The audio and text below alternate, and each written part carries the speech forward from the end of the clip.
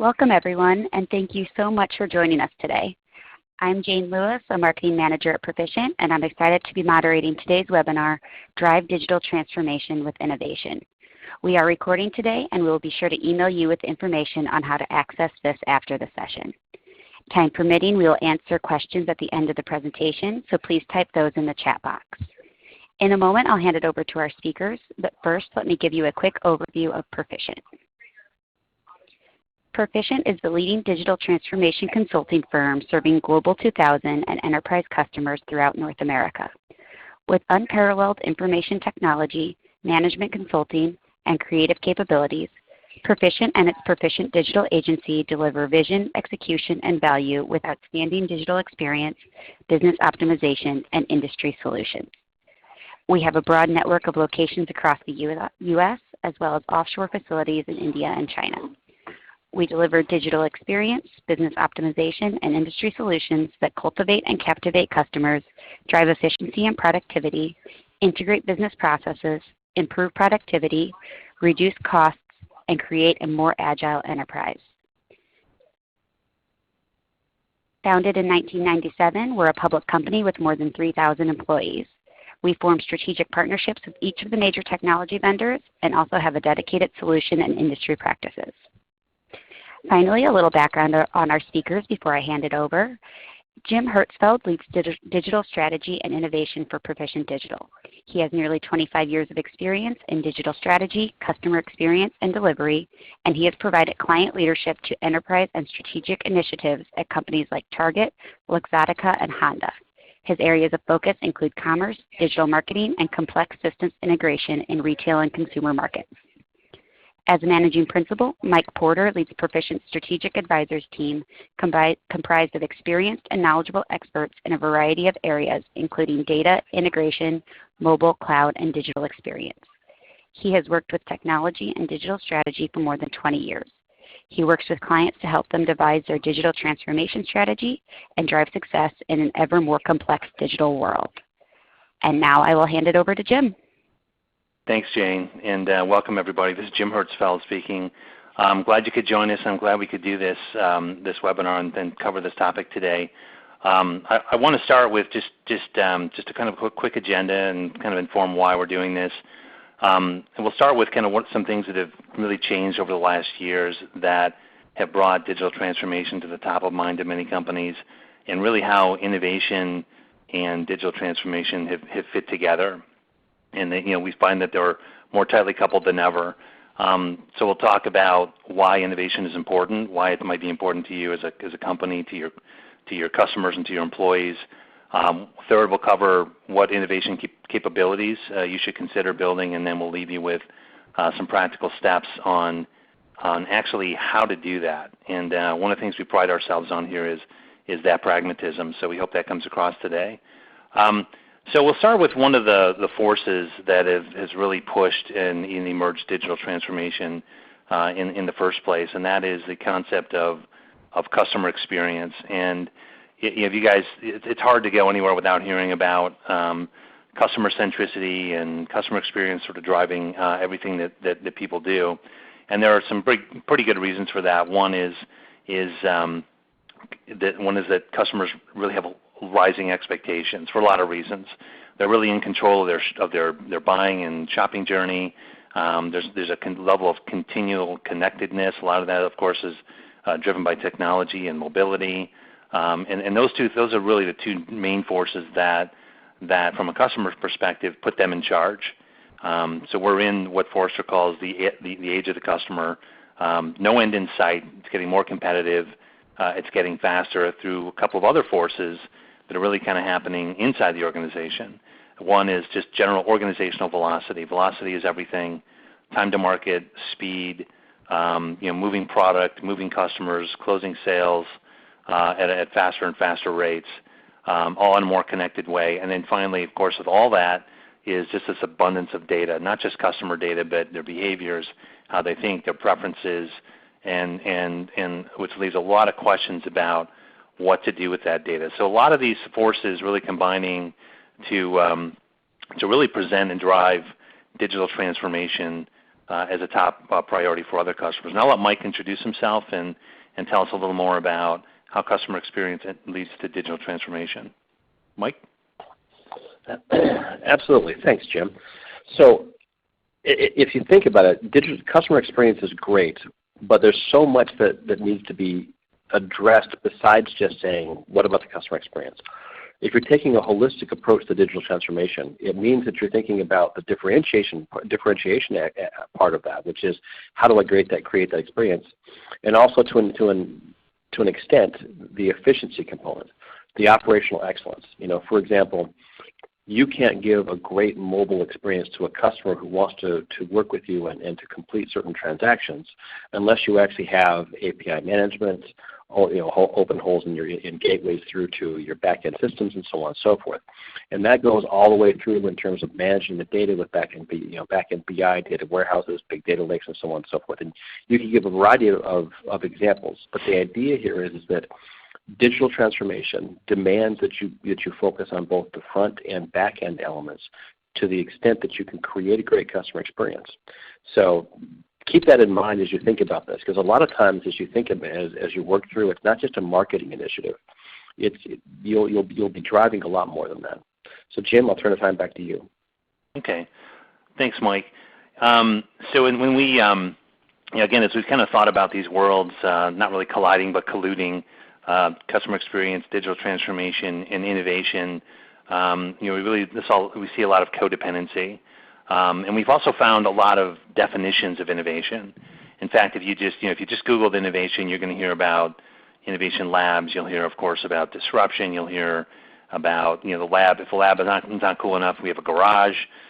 We hear our incubators. This has really kind of taken a life on its own, and part of this webinar is really just kind of simplify that and put that into perspective. But we even kind of struggle with what innovation means in the first place.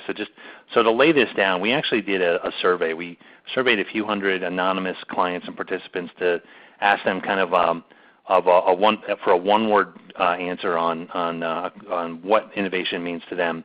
So we did this Family Feud style. Then we came up with the top five answers. And I'll just give you kind of a trivia countdown on the winner here, and I think it's kind of an interesting result. So, the top five answers were innovation means disruption, problem solving, it's competitive, it's useful, or it's a game changer. So what we found is, it's important, but problem solving really wasn't at the top of the list. Game changer is exciting. It was kind of something else. Competitive, of course, we want to be competitive. And now we come down to this sort of dichotomy here, and I think, again, disruption, it's so exciting. There's even a conference called Disrupt. But the number one answer, and I thought this was fascinating, and because it just kind of dovetailed with a lot of our thoughts, was innovation means usefulness. And in particular, I think is what is useful to the customer. So our definition, very simple definition, to kind of carry us through today is that innovation is just something new to your business that satisfies an unmet customer need. And I just think that's hopefully you agree with that. Hopefully that resonates with you by the time we're done today. New to your business and meets an unmet need. There's also kind of a spectrum of innovation, and this kind of will fit very tightly with what we just talked about with digital transformation. So, one end of innovation is what we call sustaining innovations. These are things that tend to bring more efficiency to the business. They help you work faster. They sort of exploit things that you already have. And they really lean on that operational excellence side of digital transformation. At the other end is disruptive. The other extreme end is a disruptive innovation, and these tend to focus on growth, making something not just more efficient, but actually better. In some cases, orders of magnitude better. Rather than exploiting what we already have, we're exploring new things, and they're often very focused on the customer experience. Again, that other angle or that other dimension of digital transformation. So I'd like to kind of go back to a story I think all of us know. And I'm a car guy, and I'm a Michigan guy. So, and there's a great quote from Henry Ford that I've always liked, and it's always informed us. And he said, if he asked people for what they wanted, they would have said better horses. So if you go back in sort of the horse and buggy day, go back 100 and so years ago, there was an industry around horse and buggies. People built carriages. They had to take care of horses. They had to provide them feed. There were veterinarians. Somebody had to get paid to clean the paths on the roads, clean up after the horses. And so there were a lot of things that were just sustaining innovations, things that just made that better. Better feed, easier way to clean up the street. But we heard a lot about technology. Henry Ford was kind of a tinkerer and a technology guy, and he chose to disrupt. And one of the things that he did, and he's, by the way, he's sort of incorrectly credited with inventing the car. He didn't invent the car, but what he did is he kind of understood the customer landscape. The people, at that time are living further away from each other. They have more free time. They want to go places and do things with that free time. Maybe road technology or carriage technology was reading up, was improving to meet what cars could do. Of course, there's problems with that. Horses get tired, they need to eat and drink, and so on. So what's amazing is, he didn't really invent the technology, but what he did is he adapted that, and he tailored that for the public. He really designed a car that made sense for the masses. And what he really gets credit for is this concept of mass production. That's really what made Ford Motor Company successful. So, I love that story around this definition because it really speaks to sort of both ends of the spectrum. How does mass production improve sustainable innovation, and how does the car design better to be disruptive? And of course, other than a few remote places in Ohio, I haven't seen a horse and buggy on the street in a long time. So obviously a disruption. So that kind of, that sets up what innovation is. Let's talk about why we want to innovate, and we'll talk about three sort of stakeholders that's important to. So the first couple of reasons to innovate is because customers want you to. And I love this quote. We've heard of this a lot in different forms lately from other clients, that the last best experience that anyone has anywhere becomes the minimum expectation for the experience they want everywhere. And this is about people not just comparing themselves to their competitors, but even crossing categories. We hear a lot about even automotive financiers wanting to be in banks wanting to be compared to Apple and Amazon. So I had this experience recently where I was actually searching for a replacement part for a kitchen faucet, and I'm on a great website. It's parts. I'm doing a really cool faceted search, and then later on that week I had to find a doctor, and that experience was not as good. And you'd never think that kitchen faucets and doctors had much in common, but for a lot of customers' minds they do, because those are the types of experiences they're looking for and that they're expecting. Another reason, not only they're kind of looking outside their own categories, but customers also, the expectations are growing. So what was kind of exciting yesterday is table stakes today and kind of boring tomorrow. So features and experiences move down this track on a very regular and continuous basis. We'll talk about a couple of these other types of innovations later. And then the next group is competitors. Mike, do you want to kind of pick this one up? Yeah, absolutely. Of course, your competitors don't want you. There's the negative in there you got to catch, right? There's always going to be a competitor. We can give you plenty of examples, and I'm going to highlight some in the next slide. But keep in mind, right, 73% of businesses today claim that improving CX is a strategic priority. Now, if it's 73%, guaranteed your competitors are thinking about customer experience. Just like what they say with Nielsen, 63% of customers like it when manufacturers offer new products. Always looking for something cool, always looking for something better. You go to the telecom industry and you look at cell phones. That's a very big example of that. And of course, 84% of customers say it's somewhat or very important that the company they buy from is innovative. In other words, they're looking for a better customer experience. They're looking for someone who's constantly looking for better ways to do things. Now, let's highlight that in a matrix, so to say. And in this particular matrix, there's this idea of digital dinosaurs versus digital prey. The digital dinosaurs are the ones who, this is a mistake, sorry. There's this idea here, right? Are you a dinosaur? Are you a predator? Are you innovative? Or are you a fossil or a boneyard? And what you need to be thinking of is where you reside, right? Are you the one who hasn't done any innovation at all and are therefore ready to be consumed, so to say? And let me give you one example. There's a client we were working with last year. This particular client had actually had something unique happen that we hadn't seen very often. They had lost market share and revenue. In other words, they're decreasing revenue in both their brick and mortar side of the business as well as their e-commerce side of the business. And that's kind of a shocking thing to say, right? You don't have a business that looks at that and say, well, what happened? And after some analysis, there's a couple of things that their competitors did. And to make this particular company, in essence, digital prey. And what happened is that one company, purely digital, who'd been in an area close to it, but not in this particular zone, they were already online. They already had all the foundation. They already had figured out the customer experience. They're a well-known brand, and we're not going to tell you who it is, but they entered this particular niche. And the second they entered it, they pulled away a lot of share from the online business. And there's another one that was a competitor, and had been a competitor for them over the last 20 or 30 different years. This particular competitor said, listen, we need to do better. And what they did is they invested in mobile, despite the fact that many in that industry said mobile is not important to our customers. Turns out they were wrong, by the way.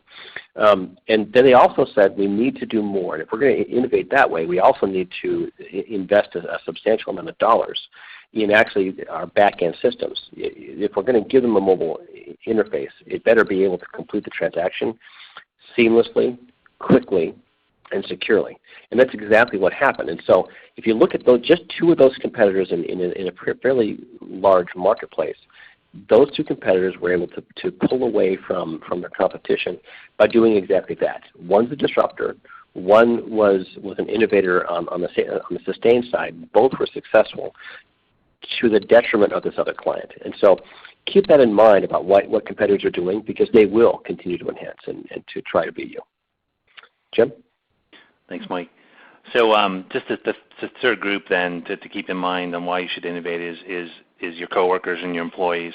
And there are a couple key data points around this, but I love this story about Toyota. I promise not to dwell on cars too much, but Toyota, known for a lot of innovations in the way they do things. Of course, lean is credited to Toyota in many, many ways. But in 1951, Toyota implemented a system they called the Creative Ideas Suggestive System. 40 million ideas in that time rate. At one point, 98% of those ideas were implemented. So they're really engaging employees, which turns out to be very powerful. So engaging employees is also shown to have a direct impact on a good customer experience. In fact, one point what we found is that 150% of the leaders will track to the laggards in terms of employee engagement. And unfortunately, and for a lot of reasons, not just because of innovation or lack of innovation, that workforce engagement is pretty low. So there's a lot of opportunity here to help your employees and coworkers engage and even innovate towards that group. They deserve a good employee experience as well.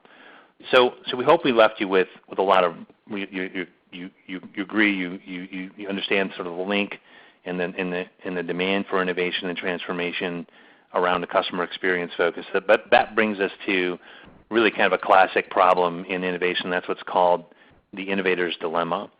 And a lot of us know this just in our everyday lives, but innovation is sort of changing the world more rapidly than ever. And if you kind of drill in on this chart, you go back 100 years ago, you see that as new technologies and new innovations were released, it took a very long time to get sort of full adoption. So I'll compare the telephone, which took about 75 years to get to a 90% saturation in U.S. households, and the cell phone, which took 15 years. So not only are technologies and innovations disruptive, they're doing it in a faster and faster way. So this becomes, again, an even bigger, more multiplied threat than we thought. And so the dilemma that we have to face here, and I can see there's some questions on this already, is in the spectrum, you have to choose between sustaining innovations that maintain your products, maintain the features, improve what you have already, might be your cash cow. You continue to invest in that what got you here, and you have to choose between that and disruptive innovations, things that are brand new, things that will get you to the next level, hold off competition, and entice, in some cases, retain new customers. So this is not easy, and what we want to talk about are some strategies and some techniques to do it. So what we want to walk through are these, what we call the 7 habits of highly effective innovators. And these are really kind of like capabilities that we think you should consider when adopting and becoming more innovative as a company. So the first capability, the first habit is you should be very connected with your customers. Again, because the premise of this is that you're very customer centric. You really have to understand who your customers are, and not all companies do. They don't understand the sort of what segments and personas and personalities and preferences they have, how they shop, how they interact with you, how do they prefer to interact, what do they think of those interactions, what do they think of secondary interactions when you have no control, like a product review on Yelp or a service review. So what do they need? So joining this together, and you may recognize this as a customer journey, is one of the tools we use in innovation that helps us define them, understand that journey, how they work and interact with you, so that you can then understand not just their sort of physical needs and wants, but in a lot of cases, it's just the fact of human-centered, customer-centered design is what are their emotional needs. So there's a lot to do, still a lot of homework to do to stay connected with your customers.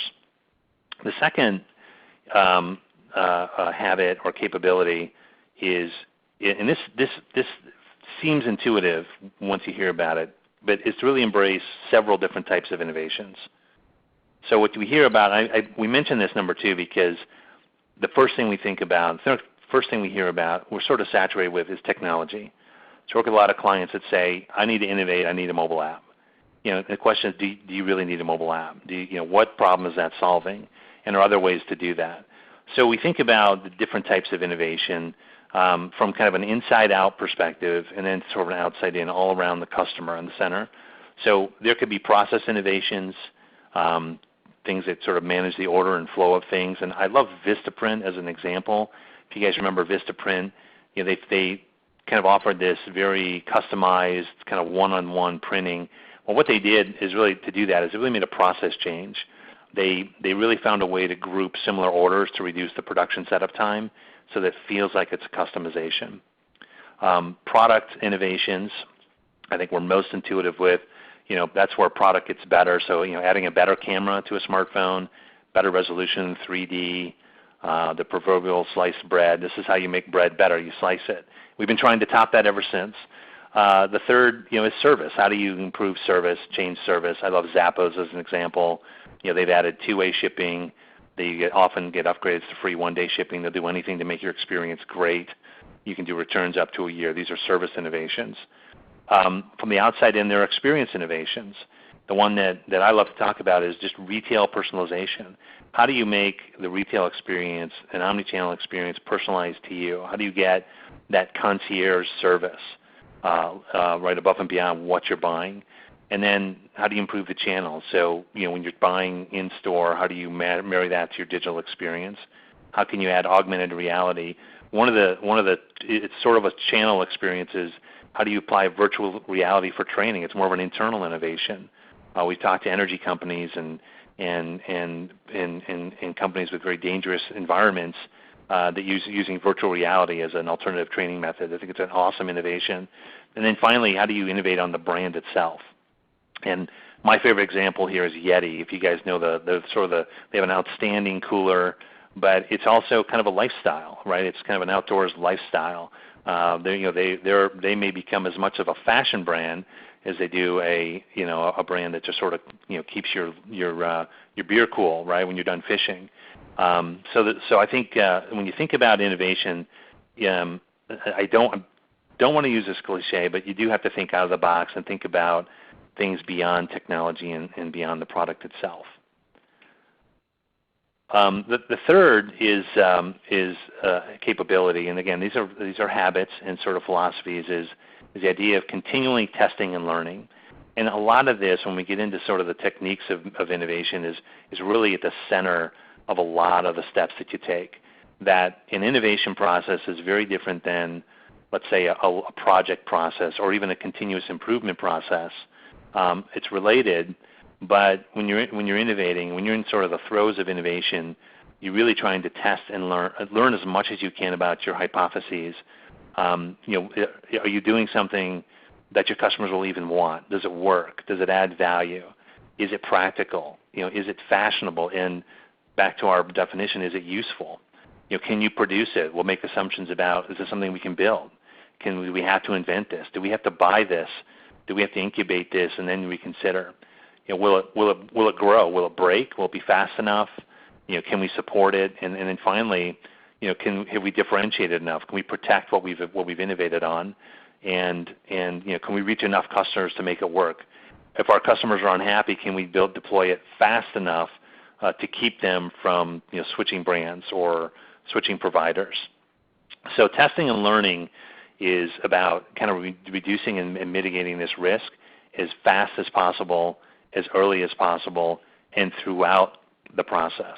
And until and if you haven't experienced this yet, very important habit to develop. And Mike, you had some comments on this as well, right?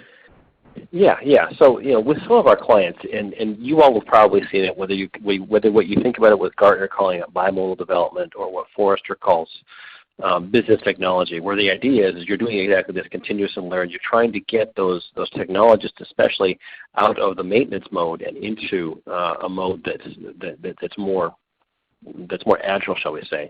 And we've seen some of our customers that have embraced it, but there's been a challenge that you need to think of, which is why I love that you talked about the fact that continually test and learn is still a process. In one particular case, they actually created a team. They call it the proof of concept team. They figured out if you could do something and how you were going to be able to do that. Very innovative, very focused on just getting stuff done. But what happened is they would go, they'd innovate, they'd figure out how it would get done, which is by no means ready to actually release to a client or a customer, and they'd throw it over to someone who's completely unprepared for it, a team that was supposed to be working on it. And because there was no process in place, because they had no idea what they were getting, they had no idea how to recreate some of what they had done. And there were things like hard coding of certain variables, which I know I'm getting technical, but there are certain things that mean that what they're giving in that process is not ready to get to launch. And what we saw is rather than actually increasing the velocity at which you could innovate, it actually decreased the velocity because you didn't apply at least a little bit of rigor. And we're not talking about something that a process that brings you to a standstill. But we are still talking about something where you tie all these things together and people know what's going to happen as you move it through. And that allows the innovation side of your teams to do what they need to do, but still tie in to get things out the door. Thanks, Mike. So the fourth habit, the fourth capability is really thinking about innovation in terms of a portfolio. And this concept comes from the fact that you probably have more things to fix and more ideas than you'll ever have time and money and resources to deal with. So you have to make really good decisions.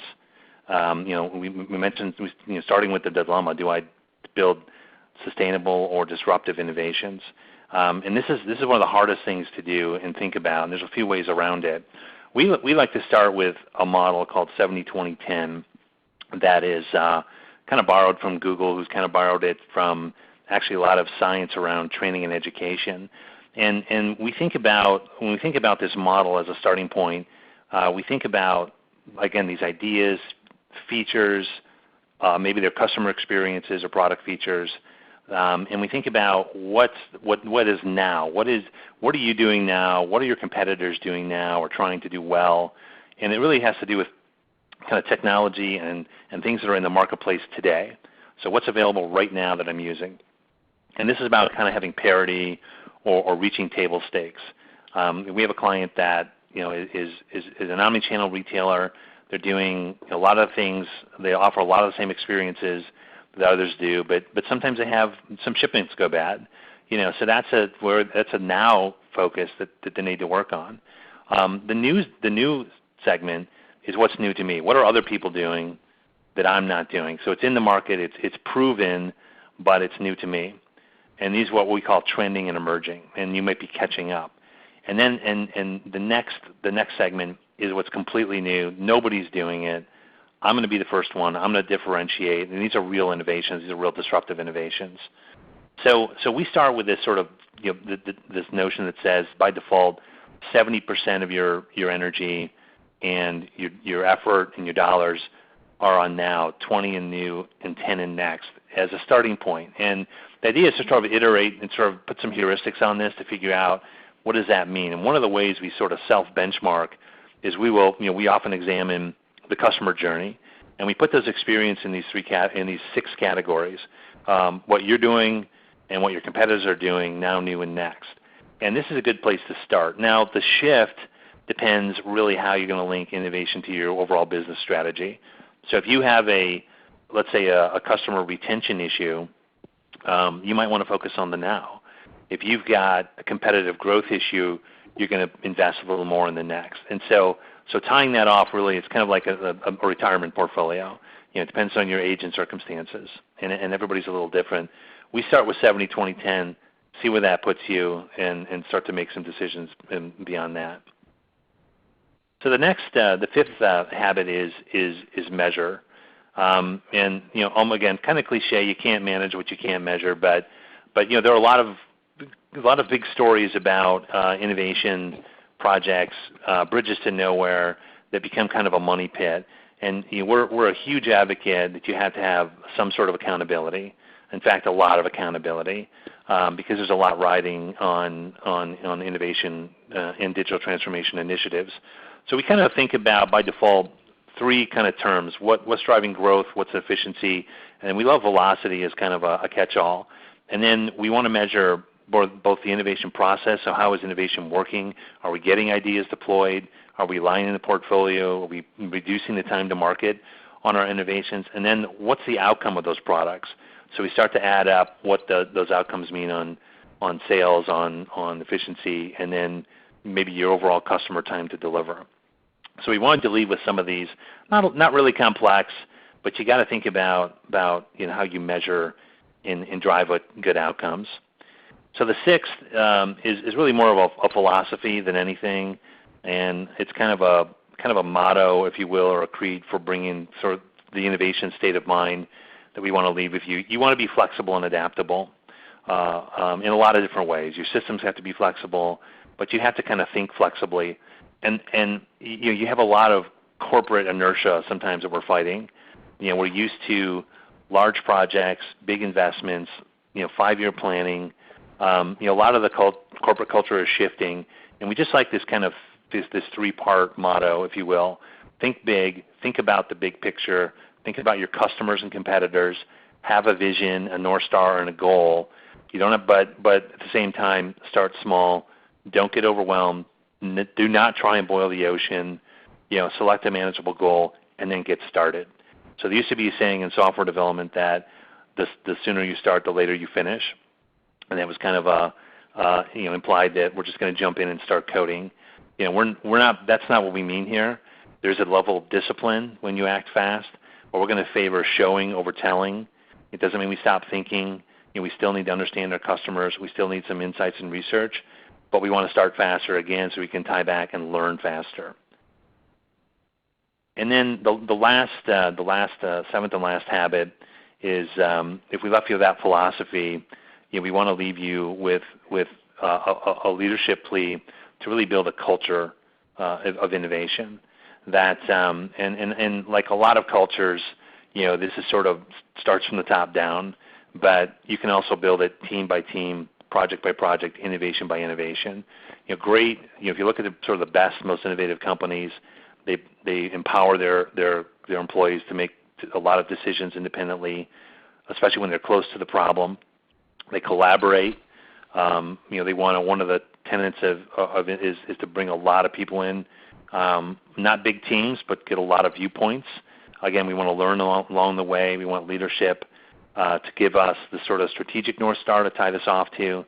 This, bringing a culture may mean that there's a level of organizational change management in the way we do things, and a lot of diversity and inclusion. And again, what this means is really looking at problems and solutions from many different angles. So that's a lot to hopefully a lot to soak in. And what we wanted to do was really kick off kind of a poll at this point, and have you think about these capabilities and habits that I just mentioned, and go ahead and kind of select the ones that kind of resonate with you. So we would like you to answer, click on as many answers as apply to you that would be capabilities you think that your company needs to develop. So let's go ahead and I'll give you a few seconds to take that poll. And as you're doing that, I'm sorry, is the poll running? Sorry, do we have a technical issue? Okay. Let us see if we can get that reset. Okay. We'll sorry, folks. We'll come back to that. Looks like we got a glitch. Well, anyways, sorry about that. So again, we'll in some of the follow-ups, but we'll share this with you. But as you contemplate those habits, connecting with customers, embracing different types of innovation, testing and learning, managing the portfolio, measuring the outcomes, being flexible, and kind of building a culture. I mean, some of those are habits that need to be built over time. They don't necessarily happen overnight. And it's sort of the think big in terms of how you think about bringing innovation into your organization. So I want to spend a few more minutes talking about what you can do and how innovation works and how we bring some of our lessons learned and techniques together. And one of the things, again, we kind of started, you've heard a lot of kind of big, sort of big splash, big newsworthy, sort of sexy stories about innovation. But I love this quote from Neil Gershenfeld, which is from MIT. He said, give ordinary people the right tools, they'll design and build the most extraordinary things. In a lot of ways, look, we're all ordinary people, but you don't get a Henry Ford and a Steve Jobs every day. So what we wanted to introduce to you guys is what we call our Proficient Innovation Framework. And this is really kind of in some ways, a very traditional set of methodologies kind of centered around people, process, and technology. So we describe the types of people, their background, and the roles and expectations that go into sort of making a good innovation team, or a good set of innovation skills. Obviously, customers are involved, but of course, designers to sort of visualize and ideate, analysts to understand more of the business, creatives, and the engineering and sort of product development folks. From a process perspective, we want to hold on to an overarching methodology. We think it's important to have a set of activities and steps because it's really they build on each other. So I mentioned a journey map earlier. Those activities are important to kind of build an understanding. But how is that used?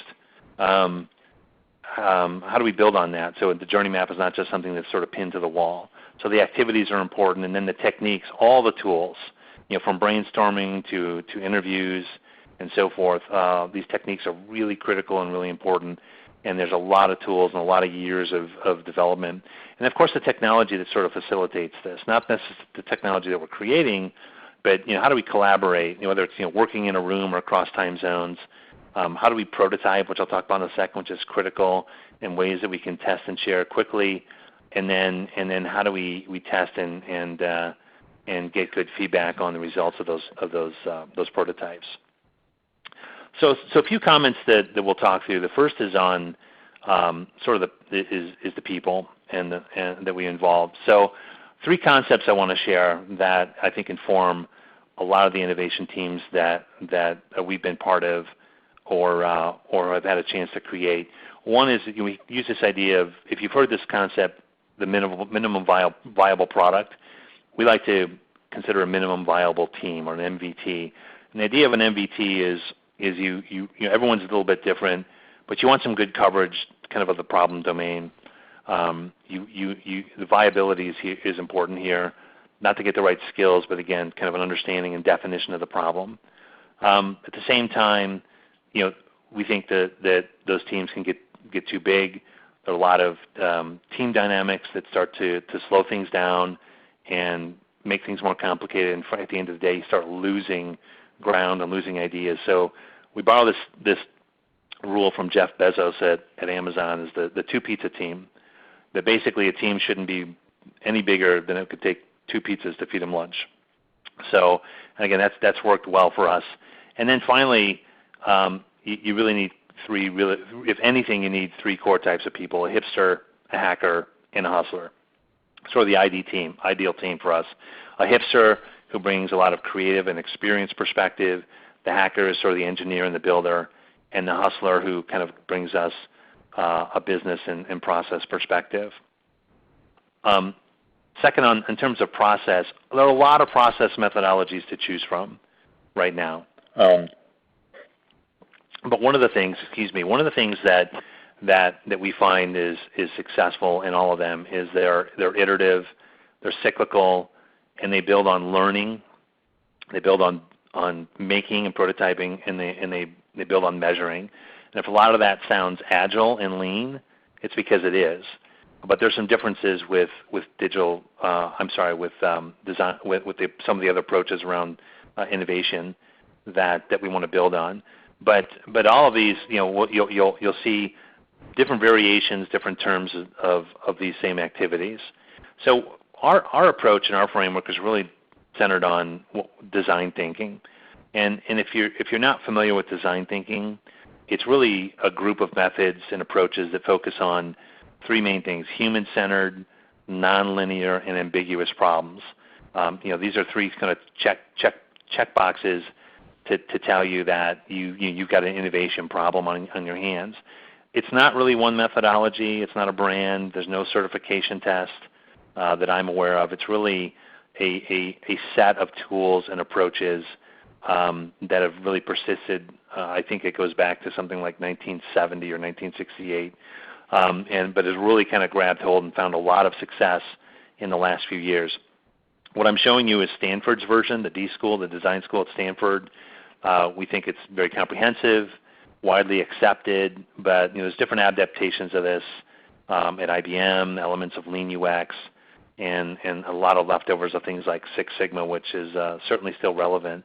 But I want to touch on a couple parts of this that I think I really want to emphasize. And really that first ramp, that first loop is really focused on empathy and definition. And what that means is really understanding the current reality, understanding the customer first and foremost, understanding sort of the business reality, the technology reality. A lot of innovations fail because they didn't understand the problem, right, or they chose the wrong problem to solve. So this is a critical step. But with design thinking and our motto, you get a lot of benefit, surprisingly, from small teams. Large strategies, that's when you can get large populations, you can get a lot of data, you can do a lot of mining from a strategy perspective. But innovation works from very small teams. And if you're familiar with Jacob Nielsen, who's sort of the godfather of user experience, his magic number is 5 people for a usability study. And I think we found the same thing. We found some great results in short cycles with a small population of of customers or their representatives. The second kind of major leg of design thinking is the idea that you're going to brainstorm and ideate what's possible, prototype, and figure out what works and learn as quickly as possible. So ideation is important. A lot of techniques around ideation that can come in, and a lot of tools that we found very successful. Prototyping, my favorite advice about prototyping is never build something real until you build something fake. And there are a lot of psychology around prototyping as well. And one of the approaches to cycling through design thinking is be very, very progressive. You start with very simple thought experiments. You move your way up to pencil and paper. And in fact, the psychology says that you're going to get better response and deeper feedback when the fidelity or the resolution of those prototypes is actually lower. And that's great because those are cheap and fast and easy to build. But as you go on, those prototypes have to be more and more complex and may have to have a higher level of resolution and fidelity. And there's some things you need to consider from a technology standpoint to unbundle yourself or unburden yourself from the rest of the organization. So that's where some of the tools come into play. So the third part of our framework is really assembling the right tools, and we think those come in three categories: collaboration tools for things like brainstorming, again, sometimes in a room and sometimes across time zones. Co-creation is really involving the customer or the end user involved in to kind of get their voice. Conferencing, of course, is a big part of that as well. Prototyping, again, pencil and paper is a great technology to start with. Those are great tools, but we work our way up to more complex storyboards. We can do a lot of video. The cost of video production has gone way down. The ease has gone up, and we can get better and higher resolution prototypes to work with that, build them more higher resolution, and support that progression as we refine the innovation. And finally, I can't say enough about testing. We have to think about how we engage the voice of the customer through things like surveys. We may do heat mapping of a lot of things, including applications. And of course, we want to mine the analytics that we can put into that. And so I'll leave it with just before we get into questions, and maybe we'll go back to the poll. We will go back to the poll. Our version of this, and we'd love to talk to you about this at some point, is kind of our approach to design thinking and the aggregation of these tools around an offer we call CX AMP. And it's really think of it as a rapid cycle through design thinking. It's a jump start. It works very quickly. We're talking something like 2 weeks. It really embodies our philosophy to sort of think big in a couple of days, start small and act fast. In a couple of weeks, really have a great understanding of your problem, potential solutions, and really jumpstart an innovation. Sometimes it stands on its own. Sometimes we do things, we will stack these AMP sessions. You might need 1 AMP, you might need 2 AMPs or 3 AMPs. Sometimes this is part of a large strategy. Sometimes it's part of a large project where we kind of have to kind of punch through an issue on a project. So we have a lot of flexibility in the way that we can do this. And again, we pride ourselves on helping you sort of think big, start small, act fast, and kind of blend with you guys to co-create a good solution. So I will go back to the poll before we get to questions real quick. So looks like the poll's back open. So we'd love your input on this. Just go back to answer to as many as you think are relevant.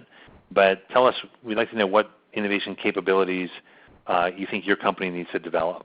And so let's take about 20 or 30 seconds here, and I'll kind of walk through them again as you answer. Again, connecting with customers, really understanding who they are, what their problem is, how they like to interact with you. Embracing different types of innovation. So you may be focused maybe too much on product or technology. We find that a lot, or maybe you're overly focused on the brand. And so we want the right balance in terms of a diversity of innovation. A continuous testing and learning process.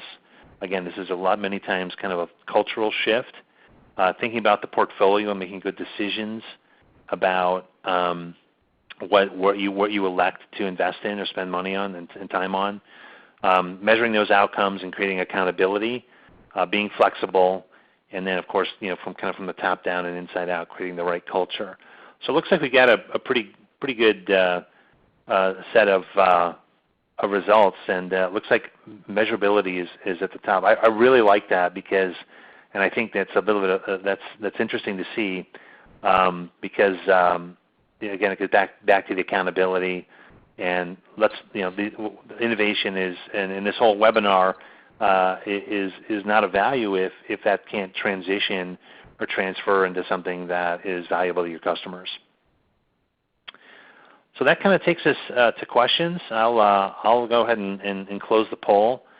And Jane, do you want to maybe queue up a few questions for us? Absolutely. So we'll open the call up now to the questions that have come in via the chat box. It looks like we have time for at least one or two. So the first question is, if I have no type of innovation today, where do I start?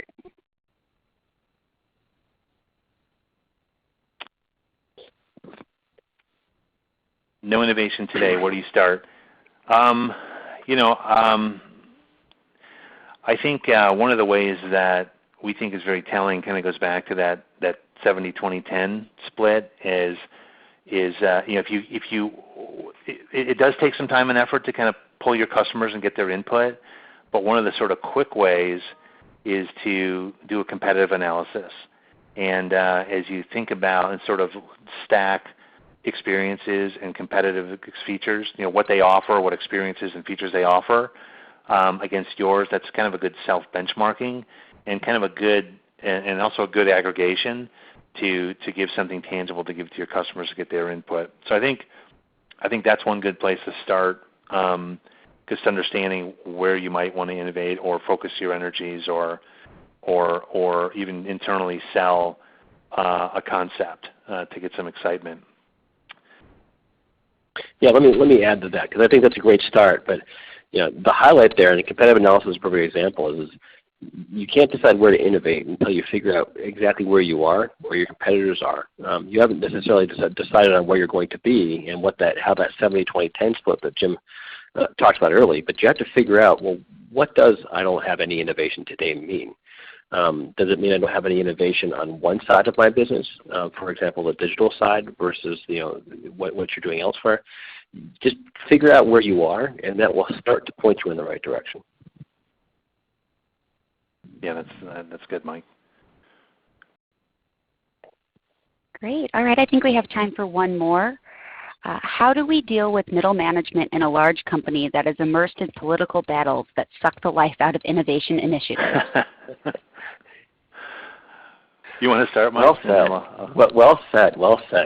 And that's a key issue, right? And it gets back to that culture of innovation, right?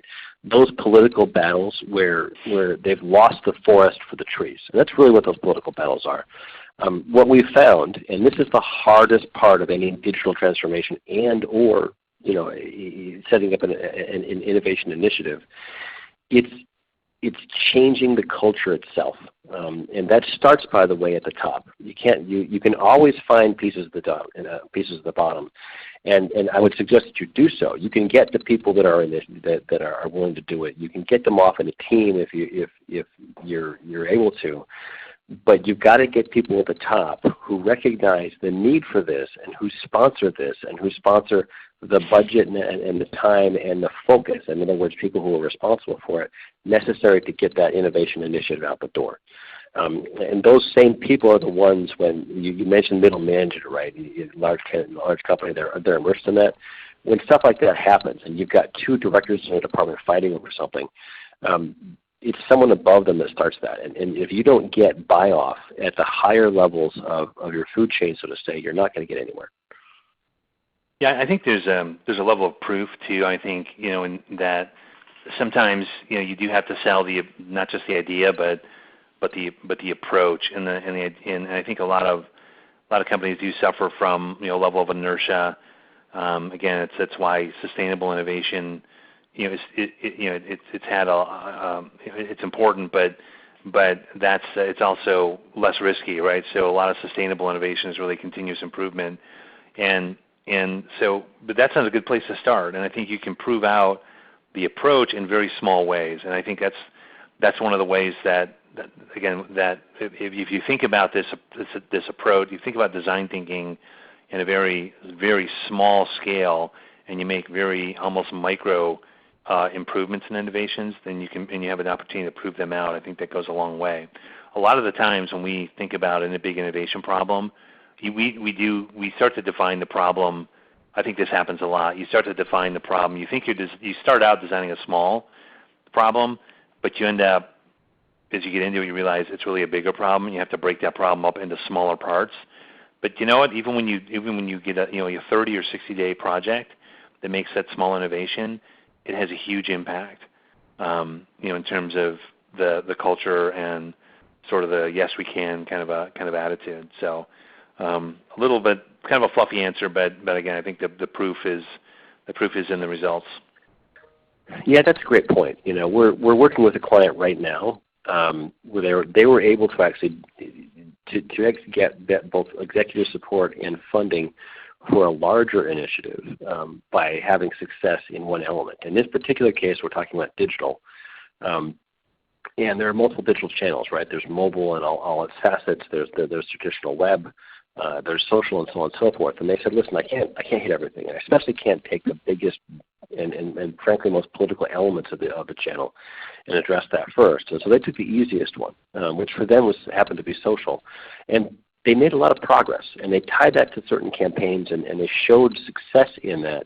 And once they showed success, then they were able to build upon that with others, and they began to marshal a sense of everyone buying into, yes, we can make progress, but it all means us getting on the same page. It doesn't mean marching to the same tune, because innovation means lots of ideas, but it does mean moving forward in a process that makes sense.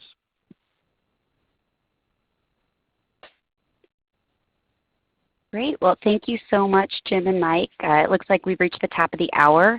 If we were unable to get to your question, we will follow up with you shortly after the session. As a reminder, we will also make this recording available following the webinar.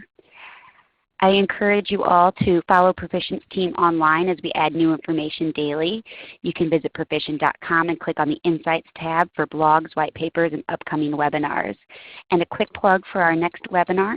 It's called Harness the Power of the Cloud to Drive Business Innovation, and will be on Tuesday, April 25th.